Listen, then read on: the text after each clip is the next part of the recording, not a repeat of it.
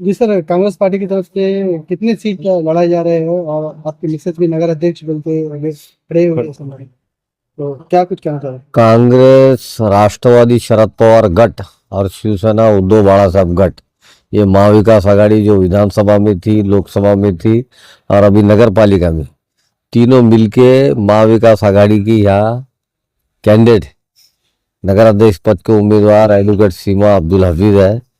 और बाकी नगर सेवक 30 नगर सेवक में से राष्ट्रवादी, कांग्रेस और शिवसेना ऐसे 8 10 10 10 10 12 कहीं 11 ऐसे मिला के हमारी 30 लोगों के साथ आघाड़ी महाविकास आघाड़ी ये निवडणूक में है।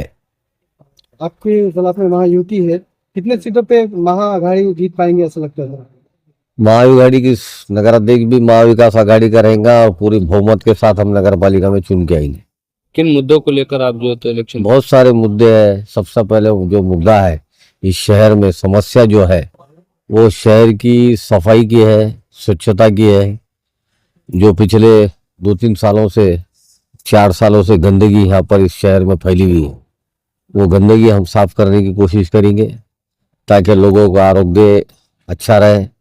और पानी की एक समस्या है वो भी हम करेंगे, क्योंकि नल का पानी जो है पहले हर दिन आता था और आप 1-1 2-2 8 दिन में 10 दिन में एक बार नल का पानी आता, तो वो भी हम कम करने, वो रोज पानी देने की हम कोशिश करेंगे। अब ऐसा बताया सर जा रहा है कि यहाँ पे एमआईएम भी ठहरे, आपको कितना नुकसान होगा उससे? नहीं नहीं, कोई एमआईएम यहाँ पे ऐसा वोट, जनता बसमत की बहुत होशियार है, ऐसा किसी के भी जज्बात में आके वोट नहीं करती। सब सोच समझ के जनता हमारी है कि मतदान हमेशा करते आई और करते रहेंगे। तो इन सालों में बसपत का विकास हुआ आपको ऐसा लगता है?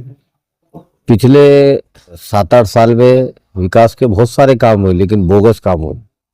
गुत्तेदारों ने उसका पूरा फायदा उठाया, लोक प्रतिनिधि ने उसका फायदा उठाया। जैसा डेवलपमेंट होना चाहिए था इस शहर का नहीं हुआ और काम भी एकदम निष्कर दर्जे के काम हुए वाले।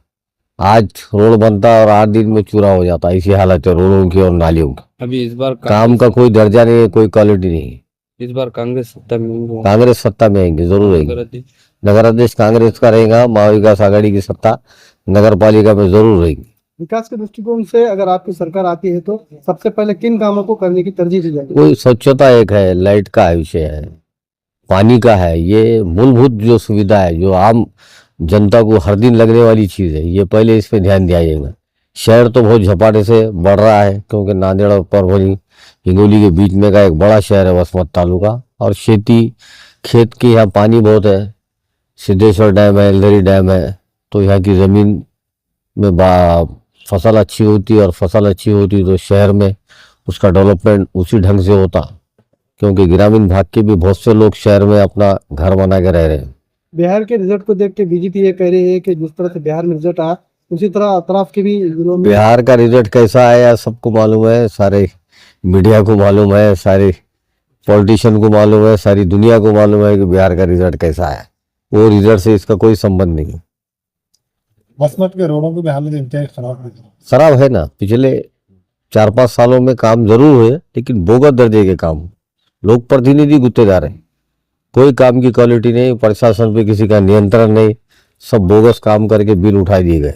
राष्ट्रवादी भी जोर लगा रही है, ऐसे में महाविकास आघाड़ी का उम्मीदवार नहीं, वो तो हर पार्टी अपना, बीजेपी भी जोर लगा रही है, राष्ट्रवादी भी जोर लगा रही है और महाविकास आघाड़ी भी जोर लगा है, लेकिन लोग जनता जो है इस बार महाविकास आघाड़ी के साथ, क्योंकि पिछले 20 सालों से भाजपा का ही कारोबार था ना, वहाँ भाजपा और राष्ट्रवादी के आमदार का ही कारोबार था, तो जनता जानती कि कैसा कारोबार हो। कांग्रेस कितने सीटों पे लड़ रही है?